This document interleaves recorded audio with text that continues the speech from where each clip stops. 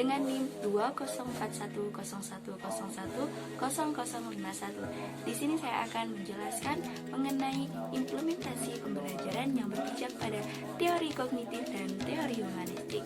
Oke. Yang pertama adalah implementasi. Implementasi menurut KBBI di sini itu diartikan sebagai pelaksana, penerapan, dan juga pengembangan versi kerja sistem dari desain yang diberikan. Yang mana implementasi ini juga sangat penting untuk mewujudkan sebuah ide.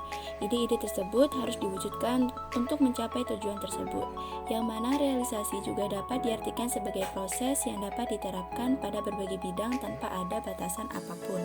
Adapun implementasi menurut beberapa para ahli, yaitu yang pertama Cambridge Dictionary, dan yang kedua Merriam-Webster, dan yang terakhir yaitu Sudarsono. Cambridge Dictionary, yang mana di sini implementasi merupakan tindakan yang dimulai dengan menggunakan rencana atau sistem. Lalu Merriam-Webster, yang mana implementasi di sini merupakan proses yang mengubah strategi dan rencana menjadi tindakan untuk mencapai tujuan dan sasaran yang strategis. Yang mana tindakan ini harus sesuai dengan tujuan awal agar tujuannya benar-benar sudah tercapai. Kemudian yang terakhir yaitu Sudarsono, yang mana dalam bukunya yang berjudul Analisis Kebijakan Publik, di situ implementasi diartikan sebagai tindakan-tindakan yang dilakukan oleh individu atau pejabat-pejabat, kelompok-kelompok pemerintah atau swasta yang diarahkan pada tercapainya tujuan-tujuan yang telah digariskan dalam keputusan sebuah kebijakan. Kemudian yaitu tujuan implementasi, yang mana di sini tujuan tersebut ingin dicapai, yaitu yang pertama melaksanakan rencana yang dirancang dengan cermat oleh individu atau kelompok. Jadi rencana yang sudah dirancang itu kita laksanakan dengan cermat, baik individu maupun kelompok. Kemudian menguji dan mendokumentasikan prosedur untuk mengimplementasikan atau mewujudkan rencana atau kebijakan. Lalu mencapai tujuan yang diinginkan dalam rencana atau kebijakan yang telah dirancang, dan memahami kemampuan komunitas untuk melaksanakan kebijakan atau rencana yang diharapkan. Dan yang terakhir yaitu memahami tingkat keberhasilan strategi atau rencana yang dirancang untuk perbaikan atau peningkatan kualitas. Kemudian pengertian teori kognitif. Teori kognitif merupakan tahap perubahan yang terjadi sepanjang hidup manusia untuk memahami, mengolah informasi, memecahkan masalah, dan mempelajari sesuatu. Istilah kognitif sendiri berasal dari kata kognisi yang berarti pemahaman atau memahami. Adapun definisi luas dari kognisi yaitu sebuah perolehan, pengorganisasian, dan penggunaan pengetahuan. Dalam perkembangan selanjutnya, istilah kognisi menjadi populer, yaitu sebagai bidang psikologi manusia atau konsep umum. Menurut teori pembelajaran kognitif, peran pendidik juga dijelaskan, yaitu mengembangkan potensi kognitif setiap siswa. Partisipasi aktif siswa sangat penting dalam kegiatan pendidikan, karena untuk membangkitkan minat dan meningkatkan kemampuan belajar. Pengetahuan baru perlu dikaitkan dengan struktur kognitif yang ada. Maka dari itu, guru memiliki tanggung jawab tersendiri, yaitu sebagai berikut. Yang pertama, sebagai penentuan tujuan. Yang kedua, menentukan tema pembelajaran. Yang ketiga, mahasiswa atau siswi lebih aktif menyusun topik daripada seorang guru. Yang keempat, mendefinisikan dan merancang kegiatan pembelajaran yang berkaitan dengan topik yang akan diajarkan. Dan yang terakhir, mempersiapkan pertanyaan untuk merangsang kreativitas siswa dalam berdiskusi atau bertanya. Kemudian, menurut pemikiran Piaget, lebih berfokus pada pendidikan anak, tetapi banyak program pendidikan orang dewasa yang mengadopsi konsep Piaget juga. Adapun ciri khas dari setiap tahapannya yaitu memilih konsep sebagai model, yaitu suatu prosedur atau strategi yang digunakan manusia dalam berinteraksi dengan lingkungan. Piaget sebagai pakar psikologi perkembangan kognitif menemukan bahwa urutan perkembangan skema sama dengan kecepatan yang diukur dari kematangan fisiologis kita. Atas dasar itu, Piaget mengklasifikasikan perkembangan kognitif sebagai berikut, yakni yang pertama yaitu tahap sensori motor, yaitu berkisar antara 0 0 sampai 2 tahun, yang mana anak berpikir dengan mengacu pada tindak tutur. Kemudian tahap praoperasi, yaitu berkisar antara 2 sampai 7 tahun. Yang mana pada tahap ini juga dibagi lagi menjadi dua, yaitu tahap prakehamilan dan tahap intuitif. Tahap prakehamilan ini berkisar antara 2 sampai 4 tahun, yang mana mengacu pada permulaan kecerdasan konseptual di mana anak mampu mengembangkan fungsi simbolik. Dan tahap intuitif ini berarti anak belum dapat berpikir secara logis. Yang ketiga yaitu tahap operasi yang berkisar antara 7 sampai 16 tahun. Tahap ini juga dibagi menjadi dua bagian. Yang pertama yaitu tahapan konkret operasional antara 7 sampai 11 tahun. Pada tahap ini, anak sudah mulai dapat berpikir secara rasional yang diawali dengan mempersepsi benda-benda konkret. Kemudian yang kedua yaitu tahapan formal operasional yang berkisar antara 11 sampai 16 tahun, di mana anak usia sekolah lanjutan ini mulai memunculkan kemampuan untuk memecahkan suatu masalah secara logis. Dan tahap berpikir ini dianggap reflektif karena anak bernalar dengan dasar asumsi formal.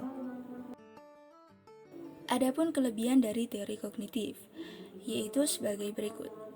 Yang pertama, yaitu sebagian besar kurikulum di Indonesia menekankan pada teori kognitif ini, yang menekankan pada perkembangan ilmu pengetahuan yang dimiliki oleh setiap orang. Kemudian, dalam pembelajaran kognitif ini, guru hanya perlu memperkenalkan pengetahuan dasar tentang materi yang diajarkan untuk mengembangkan dan melanjutkan otorisasi siswa.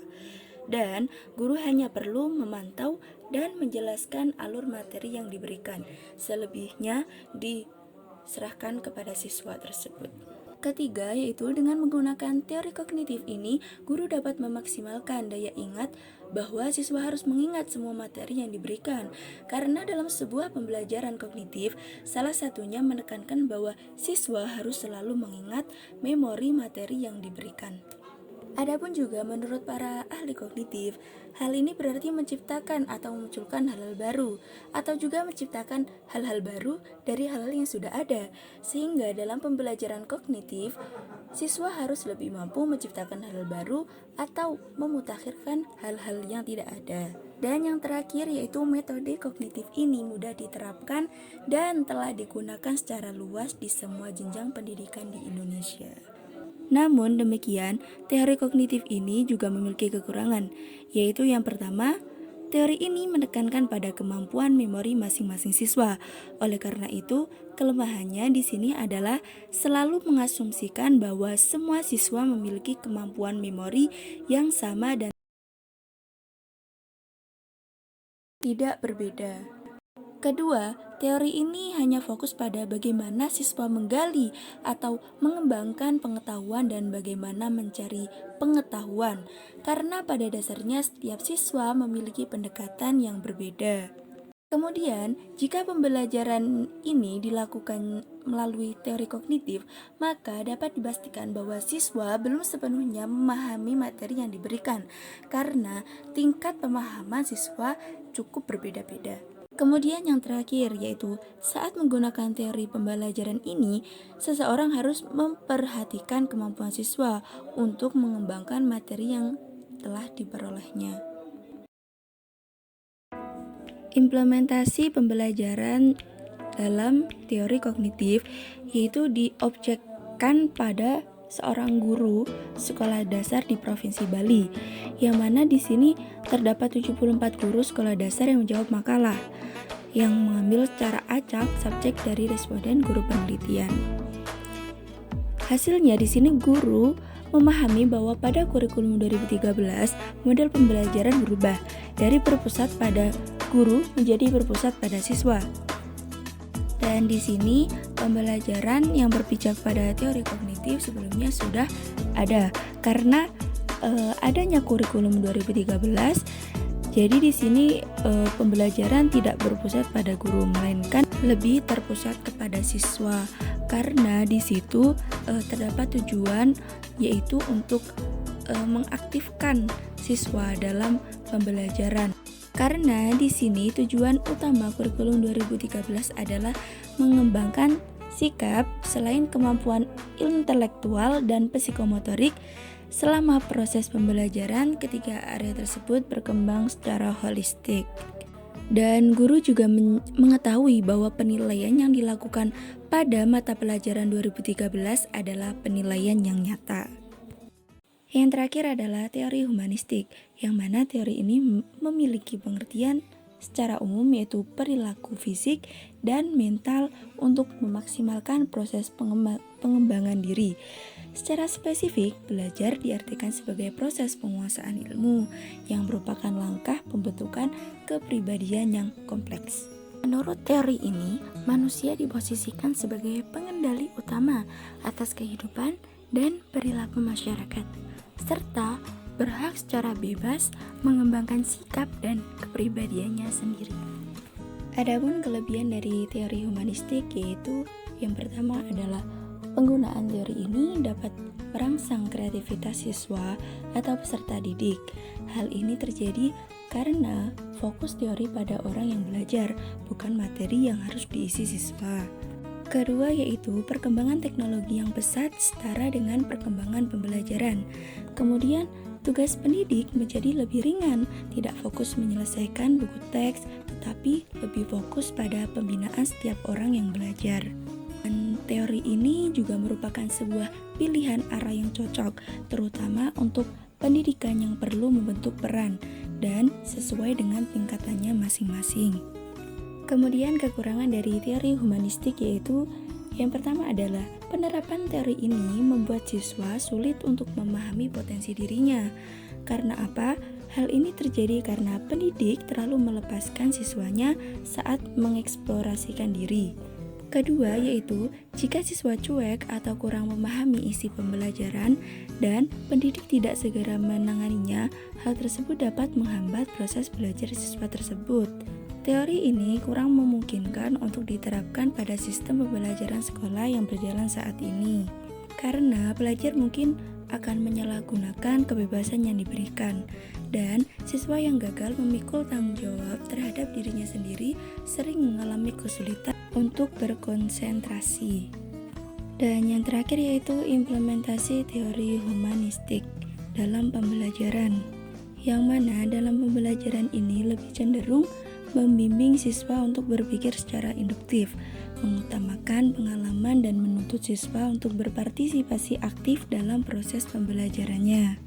Adapun juga langkah-langkah mengadopsi pendekatan humanistik dalam pembelajaran, yaitu dengan menentukan tujuan pembelajaran, menentukan materi pembelajaran, kemampuan awal satu atau lebih siswa, mengidentifikasi mata pelajaran yang memungkinkan siswa untuk belajar secara aktif, kemudian mendesain fasilitas belajar seperti lingkungan dan media pembelajaran, lalu menginstruksikan siswa untuk menerapkan konsep baru pada situasi aktual, dan membimbing siswa untuk memahami hakikat dan makna pengalaman belajar. Adapun penerapannya dalam pembelajaran inovatif di sekolah dasar, yang mana pengambilan guru sebagai pendidik merupakan salah satu faktor penentu pencapaian kemampuan belajar. Keterampilan guru diharapkan dapat memacu siswa untuk meningkatkan aktivitas dan kreativitasnya guna mencapai hasil belajar yang maksimal. Karena pembelajaran inovatif dapat menghadirkan pembelajaran yang lebih berpusat pada siswa, merancang, mengkonstruksi, dan menyesuaikan kondisi pembelajaran dapat meningkatkan motivasi belajar siswa. Oleh karena itu, berdasarkan Dick dan Carey menggunakan komponen-komponen strategi pembelajaran yang akan digunakan oleh guru, yaitu sebagai berikut. Yang pertama yaitu kegiatan pembelajaran awal, artinya pada bagian ini diharapkan guru mampu menstimulasi dan memotivasi siswa. Kedua yaitu menyampaikan informasi, yang mana di sini apa yang dikatakan guru dapat ditangkap oleh siswa. Yang ketiga yaitu partisipasi siswa, artinya apabila siswa secara aktif terlibat dalam praktek langsung untuk tujuan pembelajaran, maka proses pembelajaran akan lebih berhasil. keempat, tes, yaitu serangkaian uji coba atau latihan yang bertujuan untuk mengukur kemampuan siswa sesuai dengan tujuan pembelajaran. Dan yang terakhir yaitu kegiatan tindak lanjut, yaitu merupakan kegiatan kelanjutan berdasarkan hasil tes yang ada, seperti dilanjutkan dengan kegiatan remedial atau sebagai solusi akhir untuk meningkatkan pengetahuan yang diperoleh siswa. Baik, sekian, terima kasih dan mohon maaf apabila ada kekurangan. Semoga bermanfaat. Wassalamualaikum warahmatullahi wabarakatuh.